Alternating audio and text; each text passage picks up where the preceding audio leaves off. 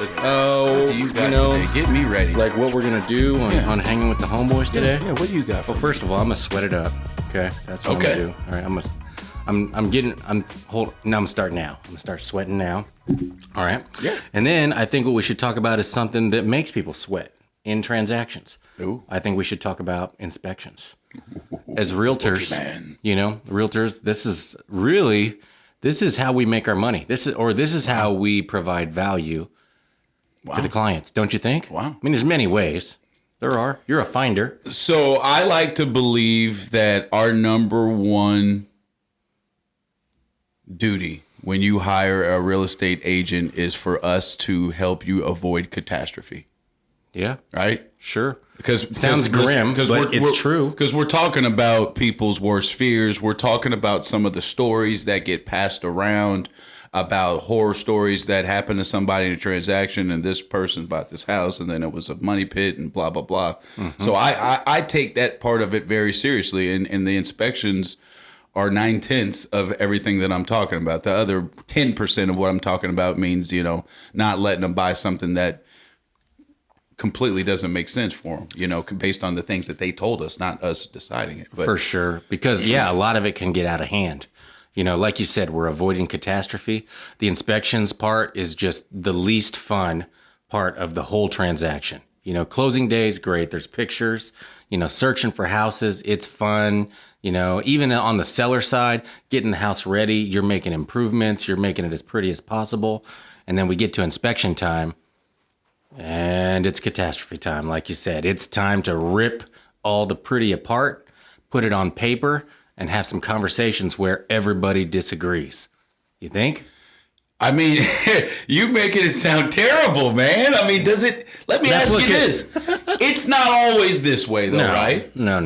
And I think, especially with your experience, you've learned certain ways to go about the transactions to avoid that part of the deal becoming so contentious. And there's certain things that you learn to do to set yourself up for that part of the deal so that nothing comes out of left field. We're all on the same page about what we're trying to do, which is get to the closing table. That's the goal of both sides. We're trying to finish is what we're trying to do. Like you said, catastrophe, it's terrible. That's how it can end. Most of the time it ends in the goal. We are buying a house. We're selling a house. But like you said, we have to do it the right way. One thing would be picking an inspector that has the same philosophy as you do. Or, there are realtors out there that don't like certain inspectors because they say they're too picky.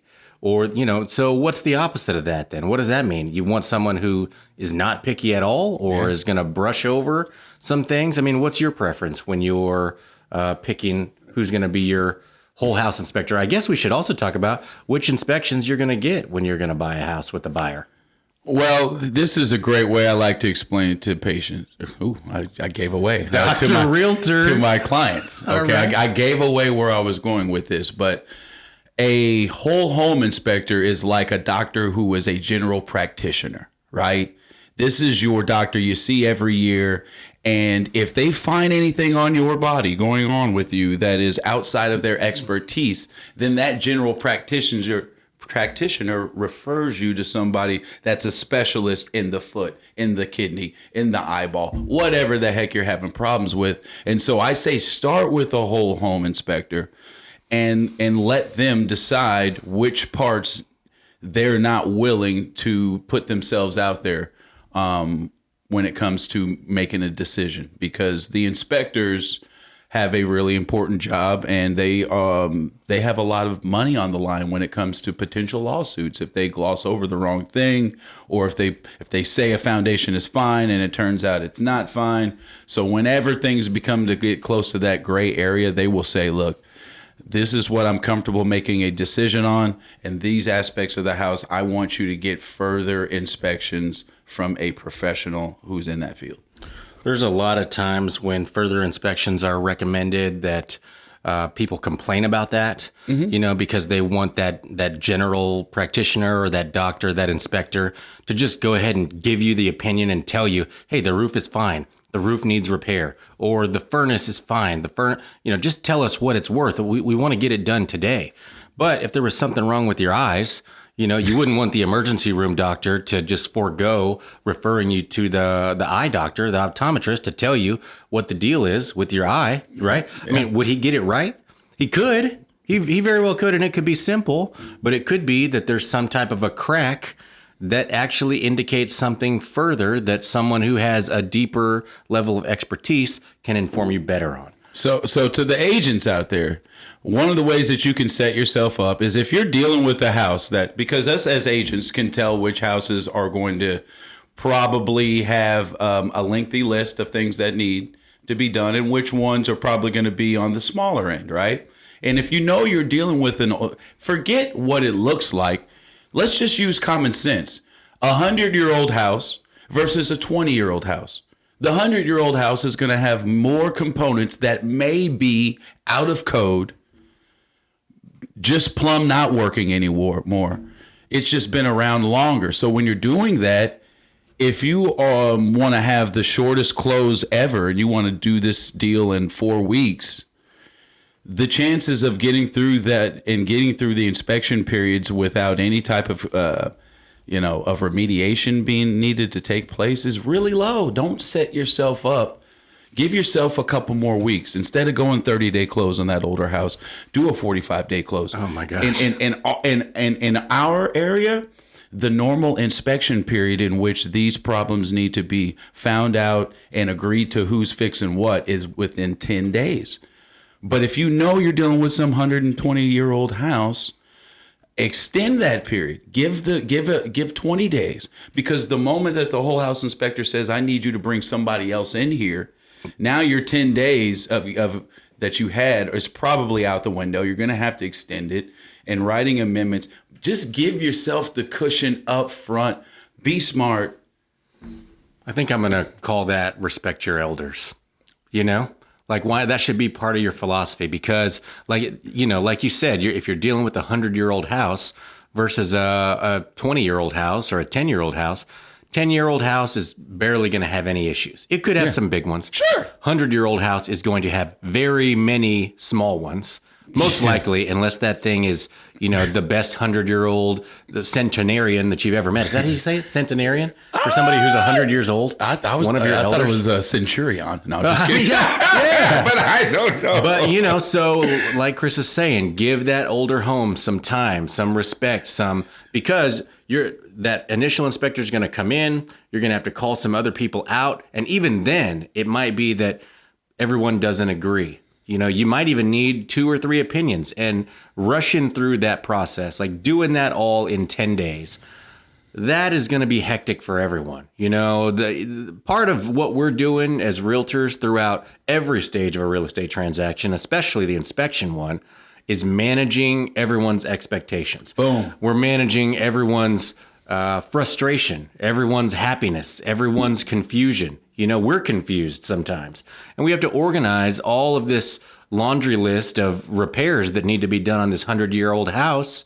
and decide who's going to pay for what's going to get done, what's not going to get done, and how everyone is going to be happy about that. That's right. Now, in that same vein, when we're writing the initial contract, the question of who's going to pay for what if the repair amounts exceed a certain number should already be adjudicated, right? That's part of the contract, but I don't take anything for granted. And especially if I'm doing a deal with somebody I've never done before, we're going to have a conversation. Yes, you people under 40, that means picking up the phone, dialing a number, talking and talking to somebody live. I know. Sounds like a nightmare. I just go telegrams. I mean, there's still a person involved.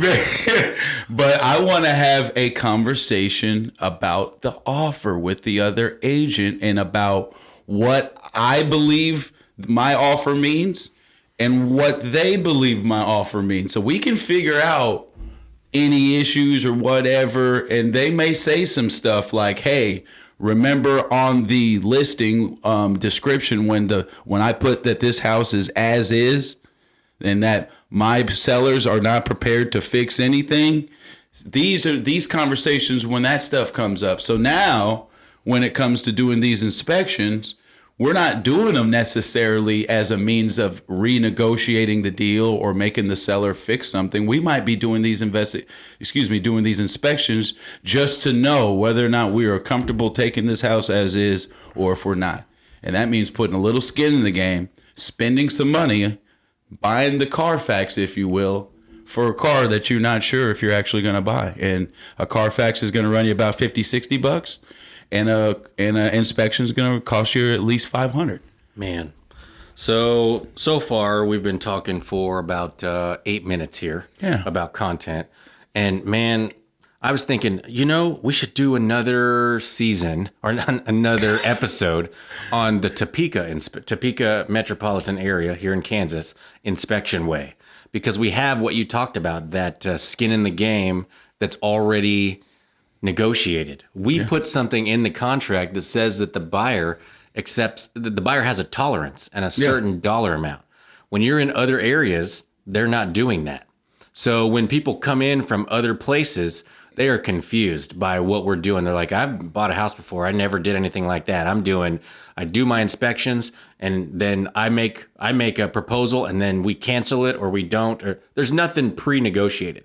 So it can make people uncomfortable. What I'm saying is we should do an episode on that. And then as we keep going, I'm just thinking like every topic that we're touching on here deserves 10, 15 minutes, especially if we're talking to agents. But if we're talking to the general public too, I mean, we should do a whole season on inspections. Okay. So does that mean we're getting renewed? Check. Who do we check with? Nielsen. We got to check with Nielsen, don't we? Yeah. I don't know. I'm going to renegotiate my contract. That's the only skill I have in this whole podcast thing we're doing here is renegotiation. You got a little bit more leverage than I do. Let's just say that. Well, I'm negotiating with you too. Okay. Am I going to keep getting paid for this? I don't know, man, because I'm thinking that there's no way I should ever even know what you get paid to do this. I just think we should because if I found out that how much you were getting paid because of your experience, you've been in the game way longer than me. You get paid for what you know, not necessarily what you do. Come on. Yeah. Come on. So I won't tell you. Okay. The burden on you that you would have to carry going forward. The sheer weight of the cash that I'm getting paid notice a difference for this right here. You notice in the vibe. Did you just hear a cha-ching? So let's go back. I want to know which inspection. Let's say you're writing an offer. Yeah. It's not a multiple offer situation. Right. You have some leverage. Anytime you're writing an offer and you're the only one that's writing an offer, you automatically have some leverage. The way that it used to be 5 years ago, now it never is hardly at all. So let's say it's an average house, built in the 50s.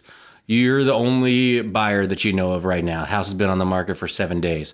What inspections are you going to recommend that a buyer choose? That's a great question. So first, I'll before the offer gets put in, I'm going to have a talk with the agent and about how they feel about the house. You're going to hear things like this seller is kept up on everything. They're a neat freak. They don't let anything go. So that means you're confident in your house being probed and picked apart, which means on one hand, that's good. I mean, especially if what he's selling actually has some substance to it. It's one thing to hear rumors about sellers. It's a whole nother one, and agents know what I'm talking about when they have the folder. Oh, yeah. Everything they've ever done on the house. I love it. Every receipt. The vacuum cleaner book manual is in there. Listen. Yeah. And if that don't influence you as an agent, then you're lying. It's telling you they're meticulous, and we love that seller. We do. But in a normal deal, I want to start with a whole home inspection, and I want to do a sewer inspection, which is not included on a whole home inspection. And why are those things so important to me? Well, the whole home is going to give me a general feel of what's going on with the house, right? And if there's anything weird, they'll say bring somebody else in for the foundation or for the roof. But the sewer inspection is really important because how much it costs versus how much money you could be costed by having that part missing. Can't miss it. Yeah. In our area, you can get a sewer inspection for about $150, which includes a camera of the sewer line that goes out to the main sewer. This is like a 50-foot pipe or a 60-foot pipe that's buried 6, 8, 10, 12 feet below the ground. Like this is earth shattering, earth moving when you're fixing. It's very expensive. Very expensive. It's going to mess up your any kind of aesthetic you got in the backyard. There you go. Yes, that's exactly landscaping all getting messed up. It's all going to get ripped up. So it's invasive. But before PVC was invented, we use much more crude ways of assembling our sewer line with like clay tile and things like that. Have you heard of Orangeburg tile before? Oh yeah. It's some kind of clay tile. It's if you hear Orangeburg, then it's definitely a $5,000 replacement job. I'm hiding from the Orangeburg right now. Yeah. Run from that house. Yeah. Well, listen, things were different, and this goes back to our conversation about the 100-year-old house versus the 20-year-old house. PVC started being widely used in the mid-'60s and on, and I think Orangeburg was like cardboard or something. Ooh. I could be wrong. I don't think it's clay. I think it's like compressed asbestos and unicorn dust or something like that. It's bad, dude. Yeah, anyway, moving on. Against Mother Nature, and Mother Nature's pretty well undefeated. And what actually happens to most sewer lines that make them compromised is root systems from trees. And you guys have seen the drawings. Like a tree looks like this, but the roots underneath it go out like this, just right? as big or bigger than the top. And they're going in all directions. And what are those roots looking for? They're looking for water. Mm-hmm. What is slowly trickling water almost all the time from your house? The main sewer line, right? There's water in it. And so as those it's really healthy water too. It's nutrified. It's got a lot of it's really screaming out to those roots. It's been jacked up, and so they go, and every time two sections of the line come together, there is there's a connection point, and that's where the failure is going to happen. That's where the roots are going to get in, and over time they will grow so big inside of the sewer line that it stops all the everything gets backed up. Somebody comes in there and you bleep can that out? That up. Bleep out when I said it too. Okay, make it seem like we said the other one. Yeah, that's what Roto-Rooter comes and does. When they come in and they clear the line, probably 90% of the time, it's root intrusion that stopped the line. It's not somebody that went to Taco Bell 3 a.m., ate way too much. It's usually some roots. Fourth plus meal? It's not fourth meal, guys. There you go. We can't sue Frito-Lay, Taco Bell, PepsiCo. Stay off us, guys. We're A&W guys anyway. Not this fourth morning. Meal. Oh my God! When you combine those two elements, yes, explosive things can happen. So I want a camera to run through there to see how clean it is and to see if there are any breaks in the line. Okay, $150. And at minimum for a sewer line repair or replacement, you're going to spend $5,000, and that's at minimum. You don't want to discover that later. If those people have been living in that house for a long time, the root system, the sewer is actually used to them. So sometimes a house has had 2 people living in it. Maybe 20 years ago it had 5 people living in it, but the past 2 years there's only been 2 people living there, and then you move in with your big family, and all of a sudden the flushing is causing an issue. The showers, the laundry, more laundry. Yeah, that's a load on your sewer line. It is a load. Oh yeah, and it only gets bigger. That's true. Yeah, so we want to flush it out. We want to make sure that you can flush, and that's what we're doing. That's a big one. Nobody likes to get into a house and see the go the wrong. Okay, they did it again. So, whole house, sewer inspection, termite inspection. Absolutely. Those are my big 3. Like, we're doing that no matter what. There's another one that came into this world probably 5 years ago.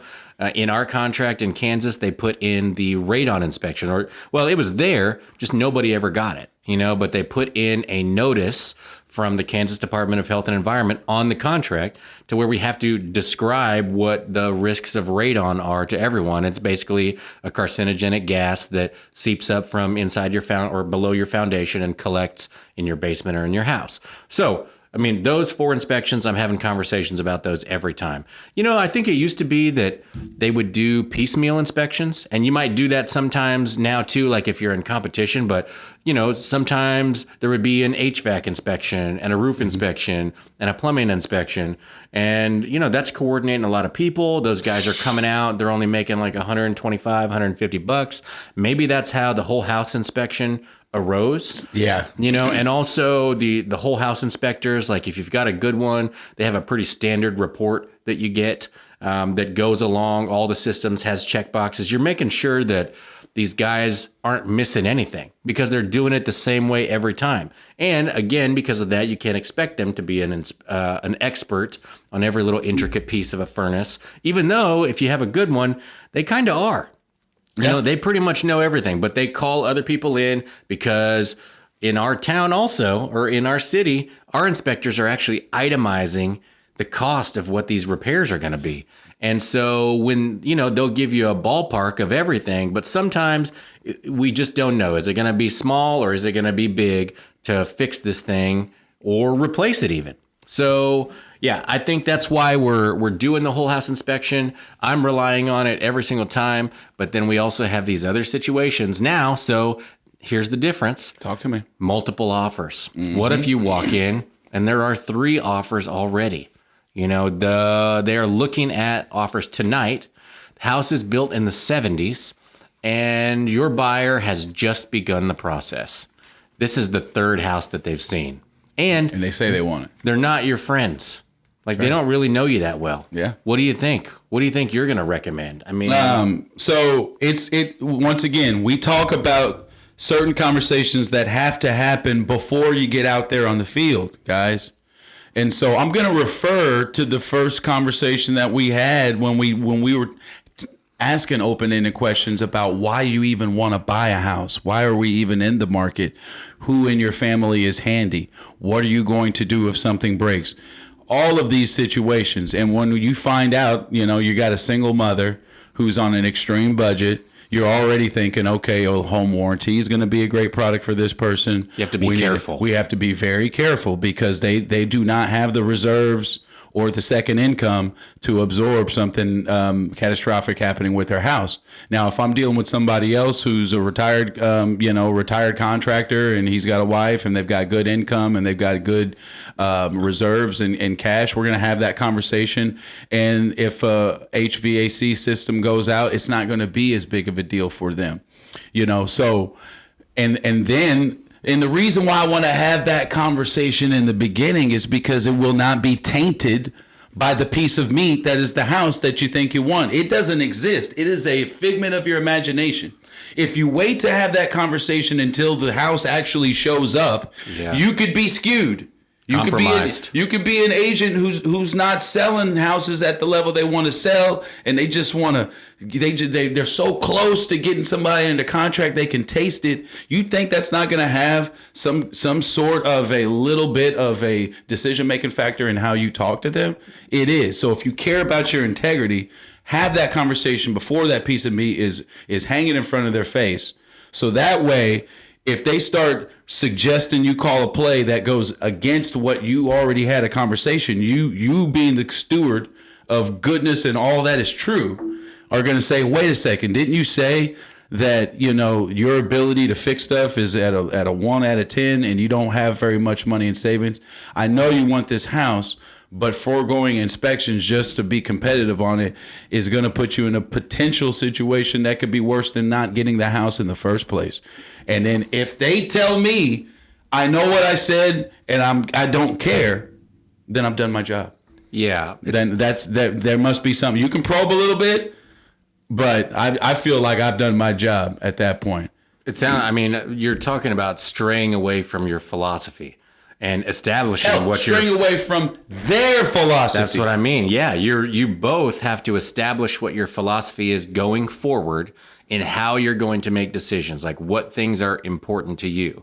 And if you don't do that in the very beginning, then when it comes crunch time and you got that piece of meat in front of you, that filet mignon, those burnt ends from Blind Tiger, if you're hungry, Yeah, you're going to make some weird decisions. You're probably going to get some fries on the side, or you get get an appetizer before, just get out of control because you want it. You feel it, you taste it. And that gets you in trouble, And the thing is, so let's say you do that. Let's say you step outside of what your comfort zone is. You're not protecting your client like you wanted to. They're not protecting themselves either.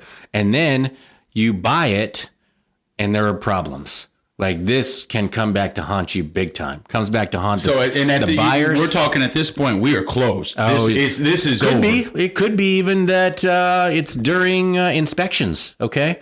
And let's say that somehow we compromised ourselves and we decided that we really want this house. And you know what? We'll take the first $10,000 worth of items that are wrong with the property. Yeah. We're fine with that. We'll deal with it. Yeah. And then after we do the inspections, it's like $15,000. We were thinking there's no way it's going to be, $5,000 even. And then you bought a lemon, like you have a lot of skin in the game of stuff that you have to fix in the future. But okay, so but back up a little bit though. So you're telling people that, it's about them. It's about who they are. It's about where they're at in the process too, right? Like, so that's another piece of it. Not only are you handy, and not only do you have people that can support you, and do you have money to pay for these things, right? But also, where are you at in your search? Like we talked about it being the third house that you've looked at. What if it's the 20th house or that the you've 30th? Looked at? And every time you went to go look, you only looked at one house. I mean, that means you're like 20 hours in, 30 hours in, lots of driving. Maybe you made offers on 3 houses already. Oh, so this is where you start to compromise yourself. You wrote inspections 3 times and you lost all 3 times. Now it's number 4, and this is the juiciest brontosaurus leg you've seen. Then I'll tell you right there. If it's that juicy, then there must be something about the house that's giving really good vibes, right? Yabba dabba doo. So if this fourth house better be at the level of the houses that we missed out on or above. Yeah. If house number 4 is worse looking and feeling and vibing, then I'm kind of letting them know that I don't know if this is the one that we want to overextend ourselves on. But ultimately, when it comes down to the point of putting in an offer, I tell my clients that you're in one of 2 hallways. Okay? You're in the hallway of let's see what we can get away with by putting an offer that favors me and favors the catastrophic failure on my end, or let's get into a hallway of how do I win at all costs? Get away with is, as the buyer, yes, like pushing the seller side in a very above board type of way. Or simply not offering full price. Yeah. Getting the best deal you can. Getting the absolute best deal you can. I just want to clarify that part. Absolutely. Yeah. You're in one of 2, and it's okay. Just know which one you're in. If you tell me I really want to win, then I'm going to suggest some things that have helped me help other people win. And as long as you understand the consequences of some of those protections that you might be giving away, and you look at me, you say that's what you want to do, then at least if the house ends up being a lemon, we can go back and say, hey, I know I didn't, highlight it as being a 50-50 shot because normally it's not. But here we are. But at least we had that conversation. At least they can't go running around telling people that I just lied and I just put the wool over them so that way I could get another sale. After 20 houses, after 30 houses, you have had those conversations. If you're good. Well, yeah. I mean, gee, as if you an made agent, it that far, like, wow, you're not even going to sell the 40th house. You know what I mean? Because you have to be, if you're in those houses, we talked about 20 hours. I mean, that's probably 10 hours of walking through houses together and pointing at problems and pointing at issues, and you have to be having those deep conversations with your clients. That way you can digest or the situation or recommend the recipe when it's offer right in time that day. That's the crucial moment where it all comes together, and we use our philosophy on what inspections there should be, our knowledge of what this house is, the dialogue and the feeling, everything that we've gotten from all of the conversation we've had with our buyer to bring it all together and coach them to a victory.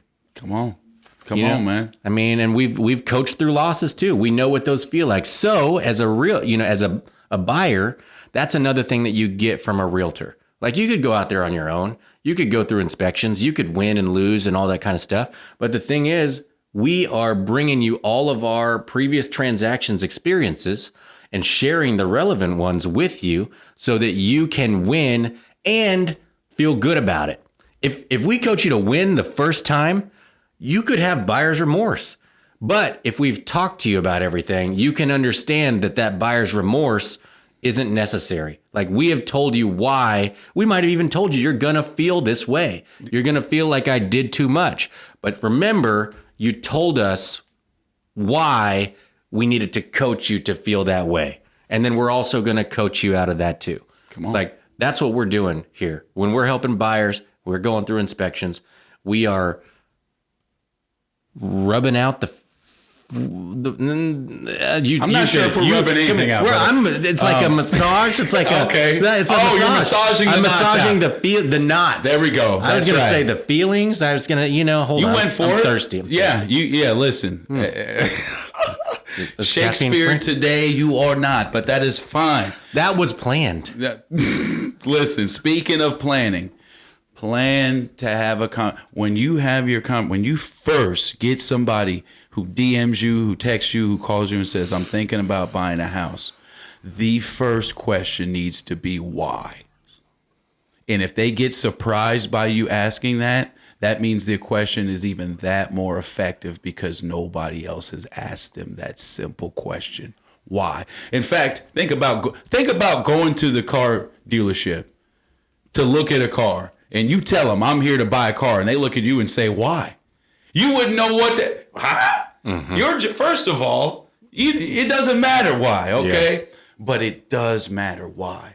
Because how you answer that question, which there is no wrong answer to, is going to really tell me how we need to approach this entire process. Whether you've owned a home before and you got burned on X, Y, or Z and you want to avoid that again, or you've never bought a house before in your life and your landlord burned you with X, Y, or Z. Us as agents should have an idea of the deepest, darkest fears and the things that they are trying to escape mentally when it comes to this next situation. We need to know what those things are so we can help them avoid that and actually get to the bottom of what they were trying to do when they called us to begin with. I find that another element of that is sort of being a devil's advocate. Devil's advocate is just always playing the other side. And, some people are in their life, they have friends, they like the friend that's poking at them or that's, it's really taking the conversation to places where it might not go, but should go. You're exploring both sides, right? So in the very beginning, like when I'm out shopping with somebody and they're very happy about everything and they love the way that everything looks, then I'm the guy that's pointing out all the problems, not to argue with you, but just to make sure that while we're in that space, that house for a limited time, we're having all the conversations. If they're in there and everything is ugly, look at this, look at that small scratch on the wall right here. If they're the type of person that's focused on that, then I'm going to take them to, think about the backyard. Look how it would feel if you had all of your stuff here in this living room arranged in a different way like this, like what you're doing is helping people explore themselves, and you're filling those gaps those blind spots, possibly. Because they're focused on this, so you bring their focus to that to make sure that there's balance in the consideration of what they might buy. We might walk out of there and write an offer in 30 minutes. And if you didn't have that other side of the conversation, when are you going to have it? It's too late then. Oh, if their uncle's going to have it with them. Oh, or their brother's going to have it with them. He's the devil's advocate. Or their dad's going to have it with him. Yeah. And it's going to be too late, and they're going to have thought experiments about certain things that is going to put them in a negative mind space. Listen, I'm going to say right here today that if you're not practicing devil's advocacy as an agent, you are not doing your job. Yeah. You are an order taker. Yeah. Okay. And listen, we all started out as order takers when we didn't know nothing. But our goal is to get to proficiency and a knowledge level that we are no longer order takers. We are true consultants. And our job is not to be, well, if you like it, I love it. And if you order it off the menu, I'll serve it to you. No, absolutely not. If that's what you want, go to McDonald's. Even if you do love it, you still have to practice that devil's advocacy. Basically, if I'm with a buyer and we're not under a whole lot of pressure, I'm going to talk them out of the house. And then I want them to talk me back into the house. And then I know that they really believe that they want it. And that's the most important thing. They're feeling their feelings and they felt all the feelings. And in the end, they want it. Yeah, they fought for those feelings after a little bit of pushback. Listen, when you got a buyer that really wants to buy the house versus one that just saw what they could get away with and they actually won, dude, they're two different transactions. And if I had it my way, every single deal that's under contract is somebody that really wants to buy that house. Trust me, not somebody that's looking for every excuse to get out of a deal. Okay? These people, you can feel that. They keep coming back to. If you fast forward 5 years, they want to have that conversation again when they go buy their next house. And they believed you about that. They believe you in general. Like a lot of them, the really savvy ones would know, like, he didn't have to say that to me. He didn't have to tell me that there was a problem right here. We didn't have to pick that picky inspector and tear this house apart so that we knew every single thing about it. But we did that, and they respect that, and they call us back to sell their house. They trust our advice. They trust the conversation. They trust the end result. And then we do it all over again. I mean, what's more to be said? I mean, this is what you want as being an agent. This is the level we're trying to get to. Okay. But it takes falling on your butt. It takes making some mistakes. It takes getting out there, having some regrets, having some times when you can't really get to sleep. Plenty and, of those, and in the back of your head, you hear Red Hot Chili Peppers talking about, I don't ever want to feel like I did that day. Yes, man. Anthony Kiedis running in slow motion. All of that, it goes through your brain when you make a mistake out in the field, right? Yeah. But at some point, you start to understand who you are and what you bring to the table. You're a rock star. And your level and your confidence goes to another level because not only are you operating with knowledge, but with empathy and compassion for the people that you're dealing with. And when you know that, oh my God, you are dangerous. Dangerous and helpful at the same time. That's right. What a combination. And if you're not there and you're trying to get there, keep tuning in. Like this, share this, leave a comment below. Talk to us about how, pump us up a little bit. We already think that we're the poo-poo without anybody else saying it. But if you're getting anything out of this, please stay with us because there's going to be so much more to come. You know who we are. We're Luke Thompson and Chris Glenn with Coldwell Banker American Home. And every Wednesday right now, you are hanging with the homeboys. Thanks a lot. We'll see you soon. Peace out.